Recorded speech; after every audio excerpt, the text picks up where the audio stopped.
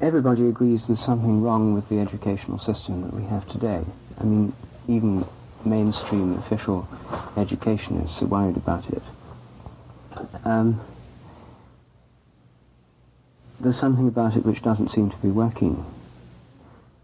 And obviously, in the New World Order, there'll be an educational system of some kind. Every society or civilization has one.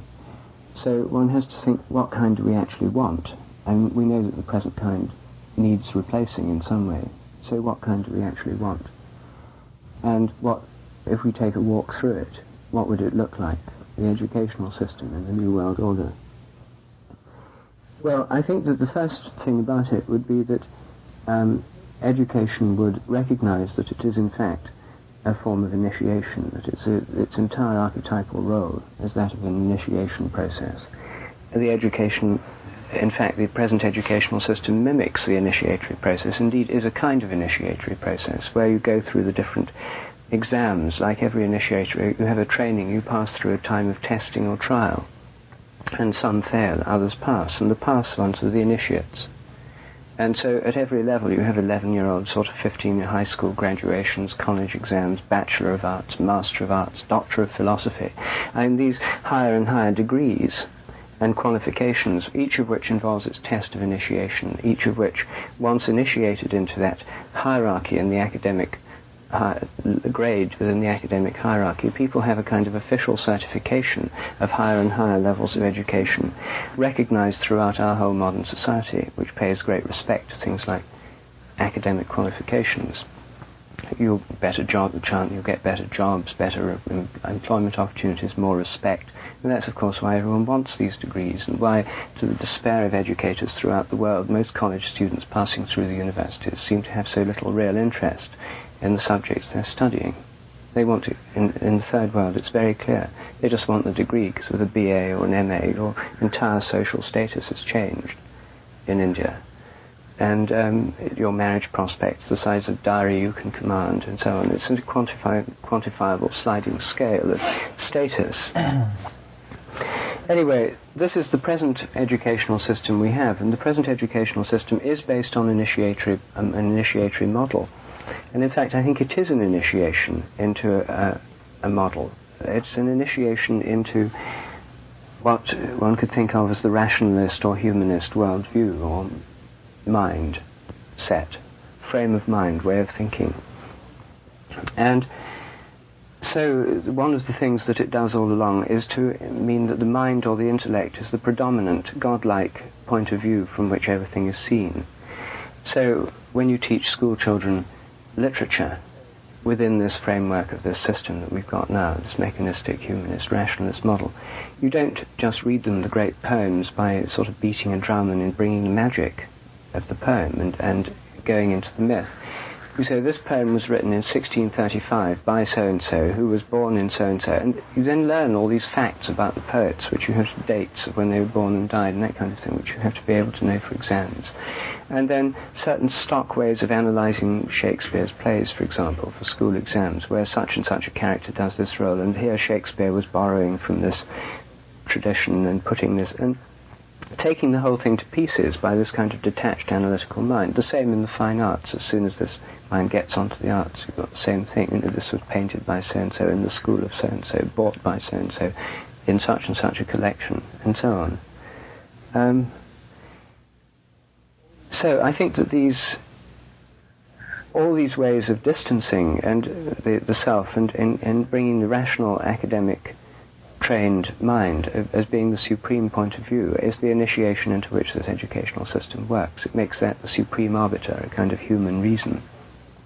And so it's this kind of rationalistic humanism. So it is an initiation right now.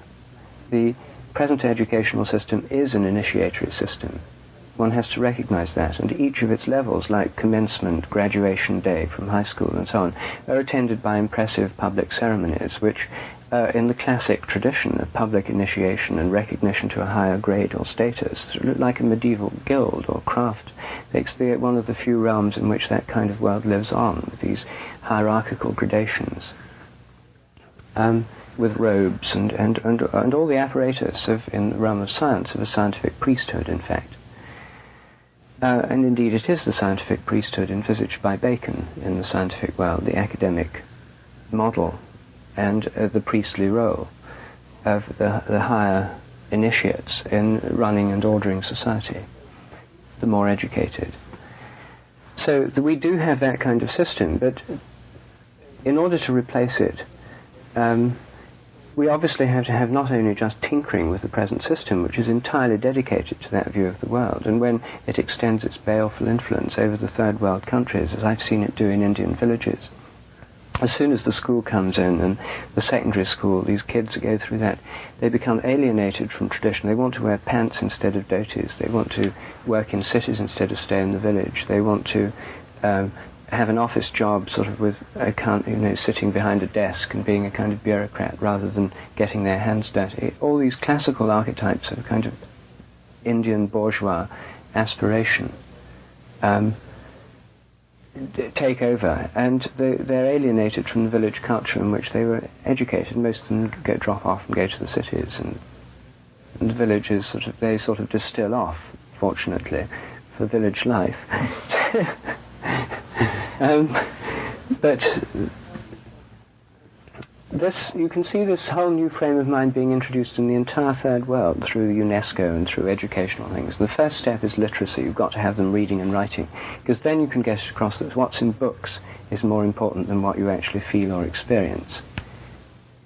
Because the world of books, huge libraries and stuff, scientific journals, is vastly larger than anything any one of us could ever read, comprehend, or experience. So there's this overwhelming weight of fact which one can't but be in awe of and respect.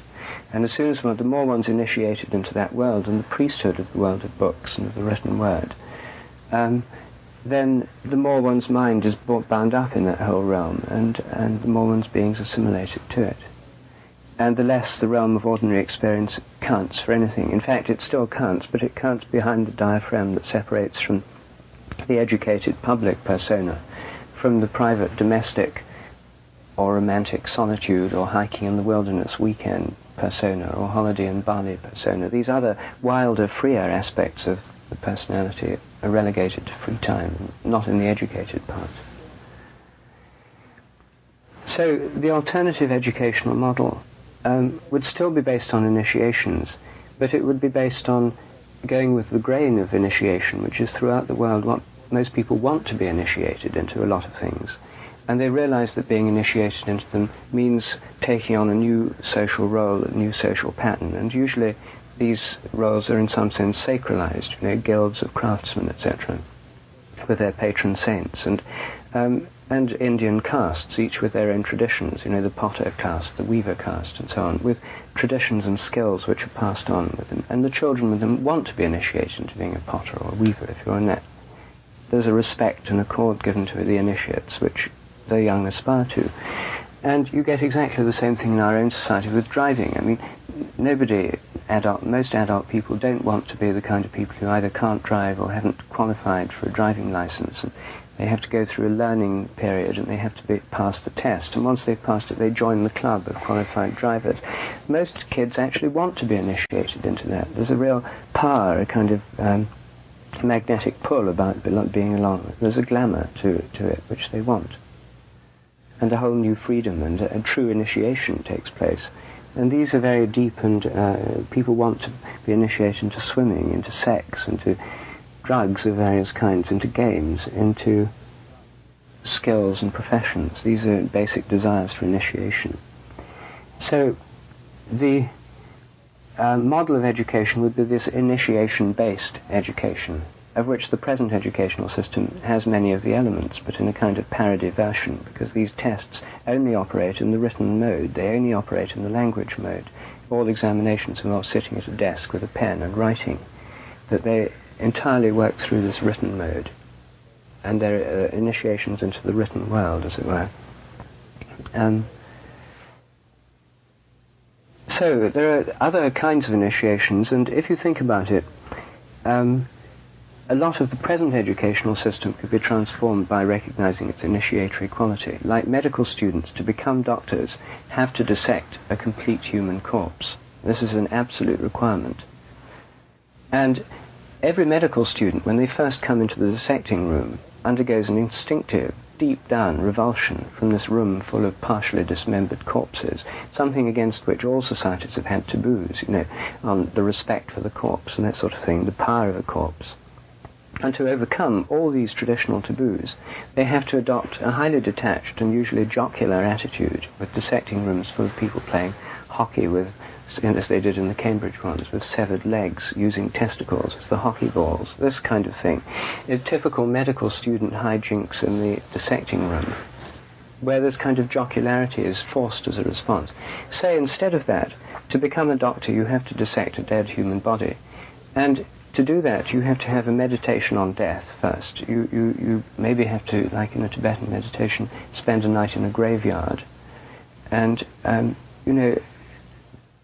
really confront what one's doing, that the initiatory quality of being in it, confronting death in some kind of way. This is a solemn moment.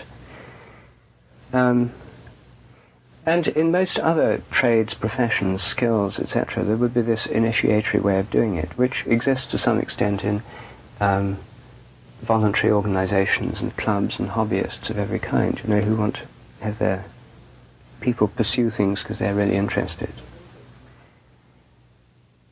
There'd also be adolescent initiation rites somewhere in this. We mentioned that at Hollyhock, Jill and I were talking about vision camps, summer camps, where kids go and where there's a truly initiatory program now, involving a vision quest, for example, at least 24 hours away, alone in the wilderness. These camps already exist in northern Vancouver Island in the summer, mostly for Indian youths. And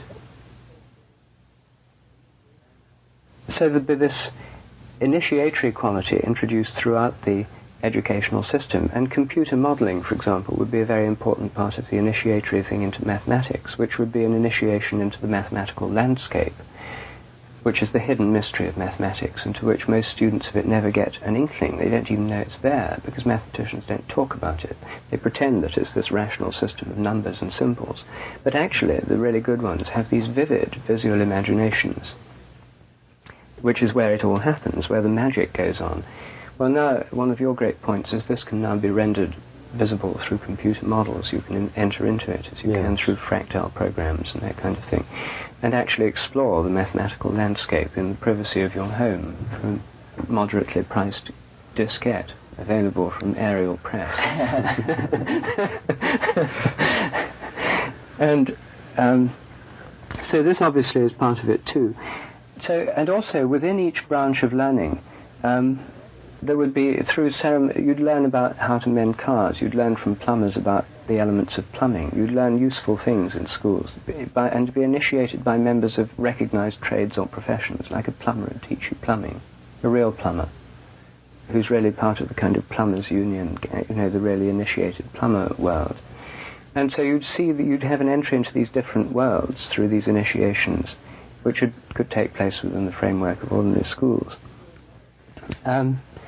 And through acknowledging the tradition, which is in each of these cases a way of life, a whole cultural tradition, not just a piece of book learning or things written on paper, you come into the larger group dynamics, the social psyche, the education would be integrated into the larger emotional and intuitive and social bonding aspects of one's life.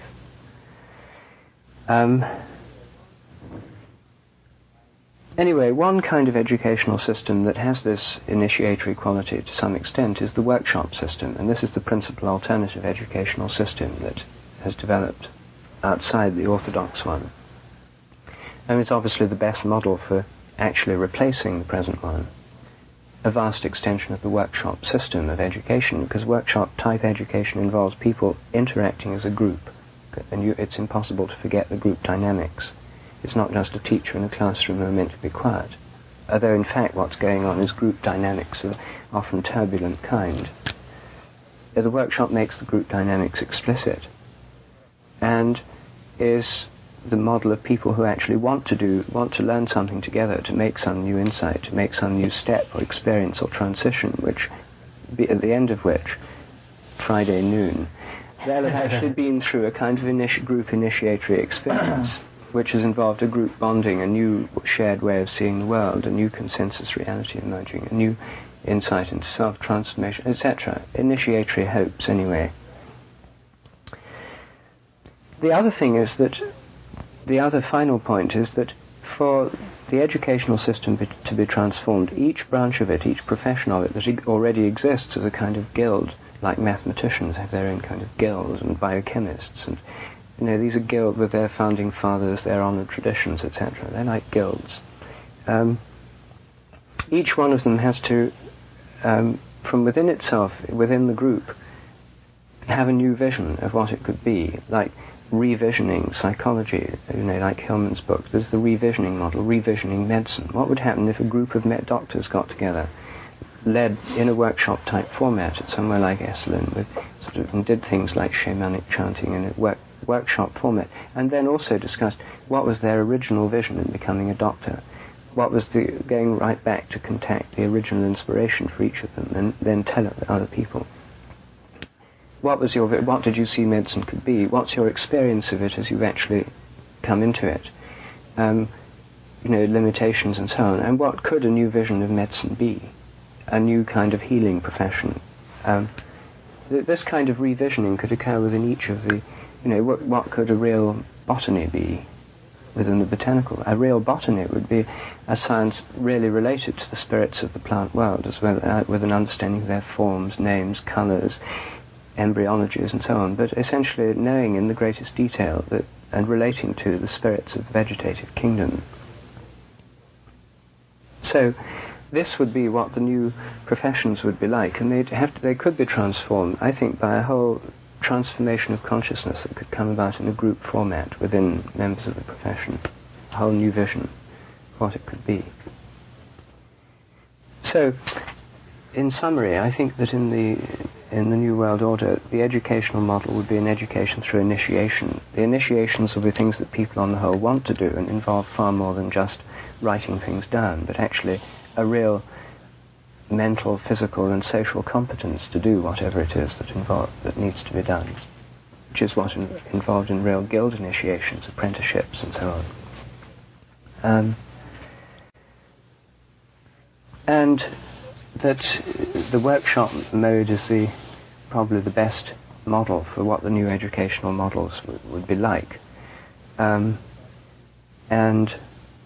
the professional groups that already exist to transform these traditions from within, which has to be done to maintain their organic integrity as a profession, and hence the source of ancient traditions which can actually have a mythic power and therefore help to transform. All this might happen in a new millennium and lead us into a new psychedelic world order. Well, it's very interesting. I agree. I think you put your finger on it, that this initiatory thing is the continuing thread from the archaic that could lead into the future, and that means there's reason for hope.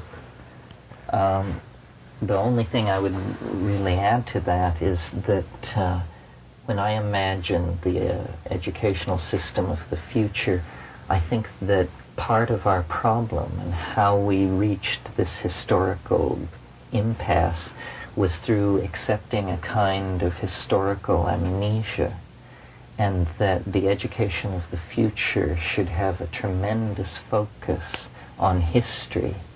The educational system currently in place I take to have as its sort of paradigm the teaching of physics. In other words, the conveying of an extremely abstract, mathematically based description of nature that ushers into high engineering competence. And I would imagine in an ideal educational milieu in the future that perhaps the science of archaeology might replace the science of physics as the place where focus was to go. Most people are not aware of the revolution in information recovery ability that has occurred in archaeology in the last even 10 years. So that in a sense, a kind of telescope into the past is being erected by the world archaeological community. And teaching this is a way of re-anchoring ourselves from the post-industrial notion of history as a kind of trendless fluctuation or a class struggle or some of these other very disensouled models of what the human journey through time is.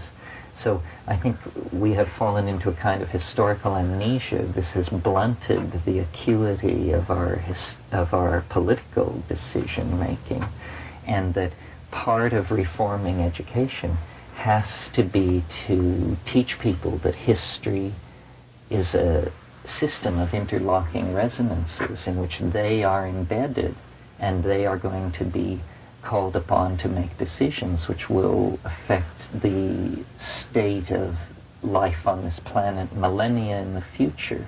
So without a complete knowledge of history that is seamless from the birth of the universe down to yesterday's headline, we're not in a position to act toward our best interests. And I take education broadly to be the inculcation of attitudes that cause us to act generally in the interest of all.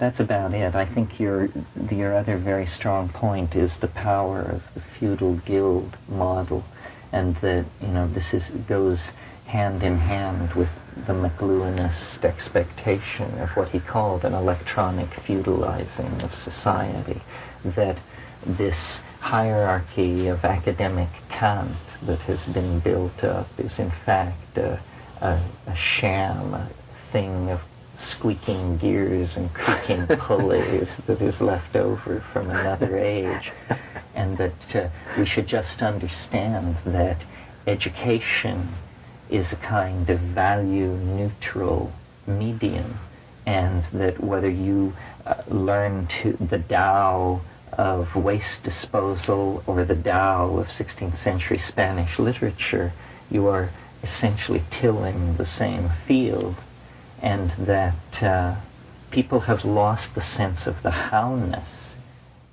of their professionalism, and the educational system has been contaminated by concepts of class struggle, class difference, this sort of thing. Ralph, what's your take on that? Well, I like these revisions, as far as they go. I think the initiation mode is a good one in that it has a traditional track record, successful track record. It engages the motivation of children to try to proceed from the green belt to the brown belt and so on. And it also is, as you correctly pointed out, Rupert, is the system that we have in today's educational factory. So I think that this is excellent as far as it goes, and I like the workshop mode, and I think I agree, Terence, it would be valuable to infuse the curriculum with new dimensions of history, archaeology, and the revision of the past. And the revision of the past must be re-revised annually. And this mode would make that possible, because I presume in the workshop model you have in mind asking a different plumber every year, asking a different archaeologist. It would not be a professor with tenure. Oh no, the ones that are actually professional plumbers that would come in here. Yes, but still I think that this somehow doesn't go far enough. I feel uneasy in that maybe the main problems in the current system haven't really been engaged yet.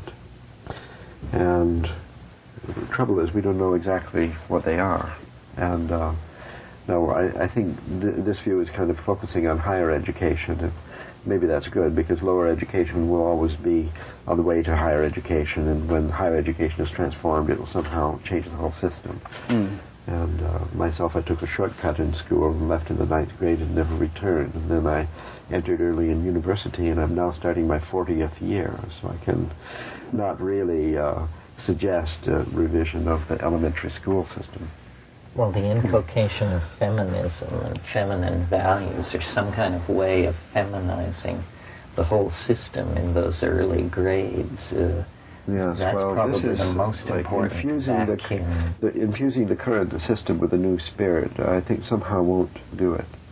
And among the rash of books criticizing the higher educational system this year, there's one, Page Smith's The Death of the Spirit, which he's a historian, America's premier historian, and he spent half his book complaining about the current system and the other half discussing how it got that way. And I was pleased to discover that the higher educational system of Europe and America is not getting worse and worse. It was always this bad. We can take fault even if we go to the first one, which is when Ptolemy gave this huge endowment to the Alexandrian Museum. Here we had professors with lifetime tenure, and the responsibility was to give one lecture per week or to contribute a poem or amusement for public display. Sounds like a good job.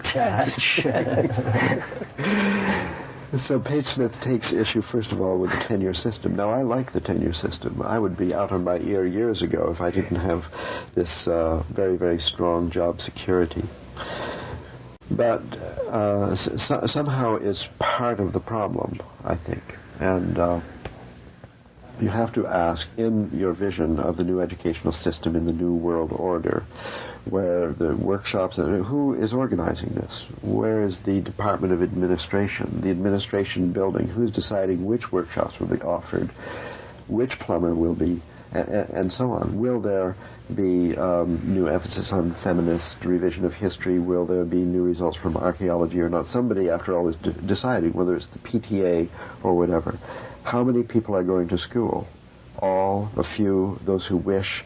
Rewards will be offered, yes or no? I mean, these things have to do with nitty-gritty, the nuts and bolts of running a school system. And as the system evolves or devolves would be more honest, since we don't expect it to get better and better in the course of time. Somehow the paths of its devolution, the seeds would be contained in this administrative system put in place in the beginning. Who is in charge? Do students participate in decisions and so on?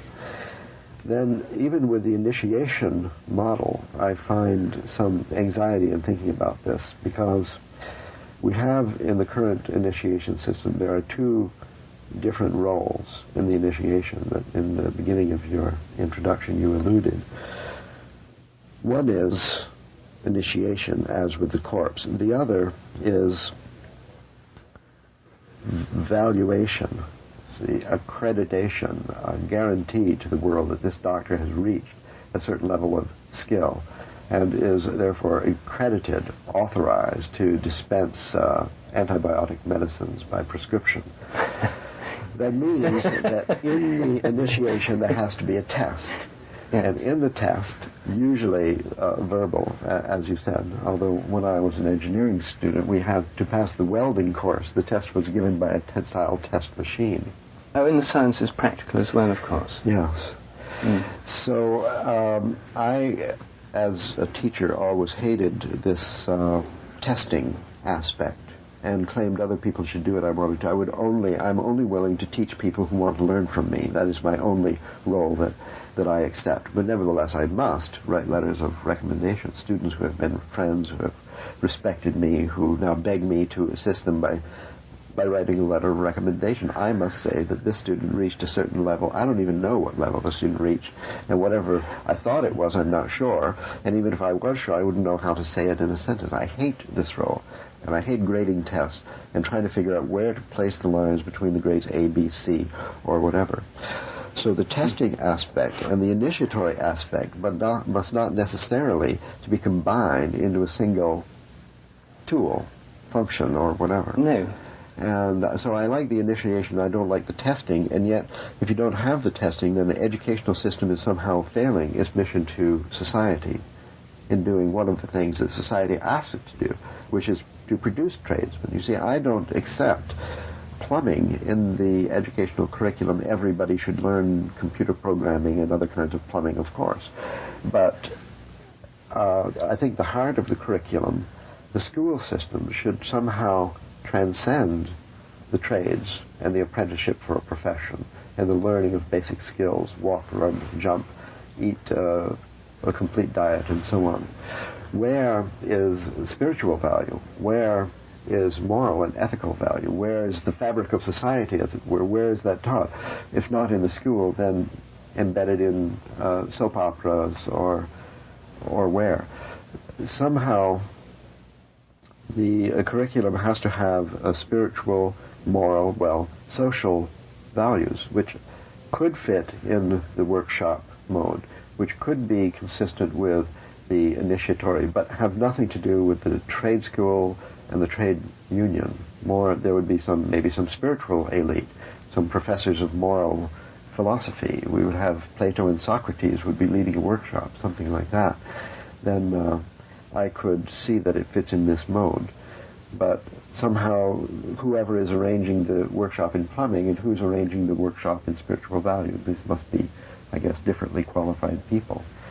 Finally, I think this, another thing that has crippled the modern university is the isolation of the specialties. And I don't see in this new vision a way of dealing with that. I think that besides the workshop with one leader, we must have workshops with trialogue leaders so that the interplay of the different specialties could be given due time, in fact, equal time with specialties. I don't propose, as many people do, to replace courses in specialties completely with interdisciplinary courses. I think it's kind of a partnership, Mother Earth, Father Sky, that there will be specialties and equal time for syncretists to put it together and obtain some meaning from 3 or 4 specialties, and to free associate upon all of this, relating whatever is the subject matter of a workshop, of the entire educational experience, to the progress, the future of society, and the evolutionary challenges presented to each generation. Well, these are just some other problems I think not addressed by your suggestions so far, and that somehow these have to be not addressed individually, but taken into account somehow in the overall design of educational system for a new world order. It needs the participation of the community in the selection of the curriculum. It needs a certain rigidity that resists evolution that's too fast. It needs the partnership of the special and the general. It needs the relationship to life not only in terms of fixing the faucets, but also in making moral decisions in every day about how to relate to altruism and selfishness and synergy. And I have no idea how to do this, how to change the system. I just think that what you've suggested is the beginning of an evolutionary track, very similar to the one that we're now on, and in the course of just a few years or generations would result in the same mess that we now have. We need a new idea. Well, I mean, what's obviously the element lacking from what I talked about and which you draw attention to is largely the kind of spiritual dimension, because I was talking about a reformed secular educational system, taking for granted the fact that the present educational system is secular. Now, if one can think of a spiritually based educational system, then it's in a completely different realm of possibilities. The problem, however, is that if it were Christian-based, then all the Jews, Muslims, Hindus, and atheists would object. If it were Jewish, all the rest, and if it were Hindu, then fundamentalist Christian parents would object. What's stymied, one of the terrible impasses of the modern educational system is because of secular pluralism, and because the importance secular pluralism has for the modern political ideology, which is this kind of humanist, capitalist, free market idea. I mean, it's a very important feature. It means that no one spiritual traditional practice can be used in schools. I mean, except in explicitly Roman Catholic schools or Jewish schools or Muslim schools, which is why a lot of people want separate Roman Catholic, Jewish, Muslim schools, exactly because they do think this is important. But in the secular system, you can't do it. So there's a terrible blockage there. And the only way to overcome this problem would be to have a new official world order, which could empower, accredit, etc., which is not the secular state, because the secular state, by its very nature, is desacralized. It's a humanist concept. Mm-hmm. So the thing is that this revolution would have to go a long way if you want the entire package A long deal. way. We want to It would go a long require way. some kind of new religious consensus into which people could be initiated. Now, I think that's perhaps hoping for too much. And my more moderate suggestion would be, firstly, that each initiation has to involve a real experience at different levels of reality. So like archaeology, you wouldn't just study in books and see slides and videos of these things. You'd have to go to certain sacred places and maybe spend the night there alone, if it was that kind, or the day there, or whatever, so that you actually came to know the spirits of these places that you've been talking about, the kinds of places. You knew it directly from real experience. And you'd also do this kind of thing. If it had this vision quest element, you'd have a group initiation quality to it as well, and there'd be the sense of initiation into social groups and the honor of groups and so on, which would be a series of self-regulating societies, which would be models. Then, if for the entire society to have a system of regulation, you need to have official state rights, like they do in Japan through the Shinto religion and the emperor, and as we do in Britain through the monarchy, and still acknowledged official state rights, like the royal opening of Parliament, praying for the Queen, and that kind of thing. But most countries don't have the possibility of transforming that system. In Britain we do, and I think the problem is quite different here in America, because there isn't. American politics is based on a different model, a desacralized model. Yes. So the alternative is the American way would be to have a free-for-all. And how it would work is this. Each student at age 17 would be given a book of 55 workshop vouchers, and they'd be told that to become an initiated adult, they'd have to take 55 workshops over the next 3 years, or maybe 40 workshops or whatever, and there'd have to be 5 in the kind of group dynamics, social myths, history, understanding our society, and the kind of social ethic as well as direct group experience. Some would be in philosophy, others in natural history and knowing about the natural world, etc. So you'd have some stipulation on the minimum number in each.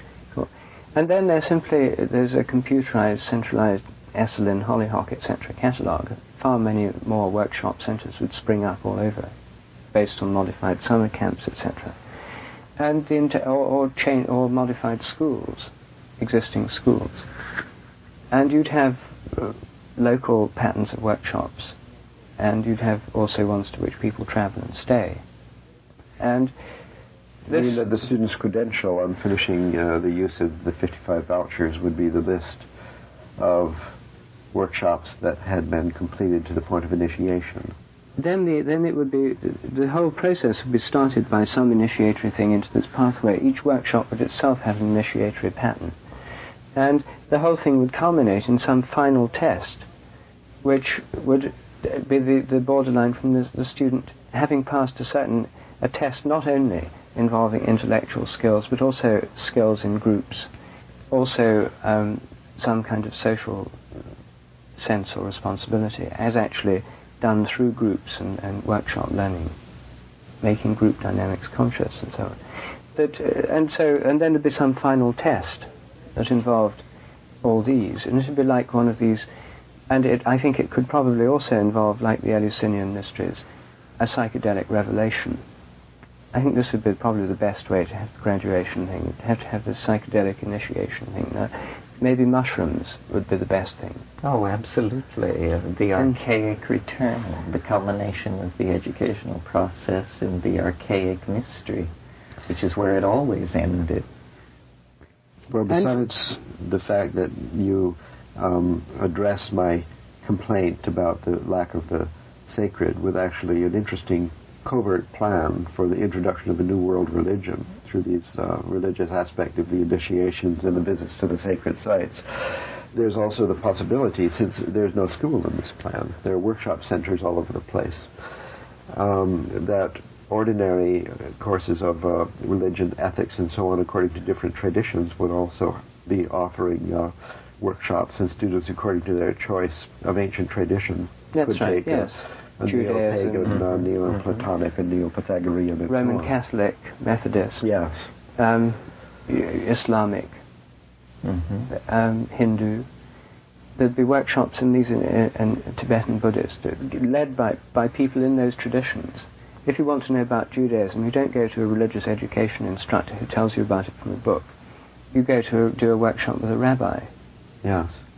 And then the relationship between education and the job market would be imagined then through some classified ads. If a person wanted, must have 3 W courses, 2 E courses, and 1 S, or something like that. Right. And then as these requirements of different industries became known, people seeking a certain profession would see to it that they learned how to read, for example, or how to run a computer. Well, that would be one way it would work, yes. And I think that this educational system probably would fulfill the needs of industry, although I hadn't thought of that way, better than the present one, because it would actually give a much better sense of the industry. They're not interested in taking graduates who just think from books. They complain all the time in Britain about how they don't want university graduates in a lot of British industry, because their heads are too big, and they're too big for their boots, and they don't respect practical experience, so they'd rather take people straight from school. Common pattern. Well, English universities were started by the church, but American universities, as Page Smith points out in his book, were started by tycoons of business. And each successful tycoon had to have among his credentials a university he'd started with an endowment. So, besides, I think the vision, this is a good one, is becoming for me personally more and more satisfactory and also plausible. I think that some people have suggested, actually, that the public school system be replaced with a voucher system. This is an active proposal at the moment. This is a Thatcherite idea, too. The point is, this voucher system is part of the current political orthodoxy, so it's very easy to see how it might be realized in a new form. Yeah, well, that's, I think, a question we have to face is besides the envision of the final product, also some idea as to the path that goes from here, point A, to their point B. And it's hard to see how to get rid of this entrenched public school system. It would have to be, since we're talking about politics here, there would have to be a plebiscite, where the voters insist on the opportunity to control the school system, and that they want a voucher system. You simply privatize it. And you privatize the education. You have a voucher system valid at any school, a well-known approved list, which is constituted by a new kind of educational board, not the old one. And the approved list includes Waldorf schools, Montessori schools. It would include Catholic schools, Islamic schools. I mean, there'd be a whole range of accredited schools, including former public schools, which would now become sort of autonomous town schools or something. They'd compete in the open market. And this system would be it'd be pluralistic. It would be extremely responsive to what people actually want and what parents and students are really interested in. And it would have the advantage of being very decentralized and self-regulating.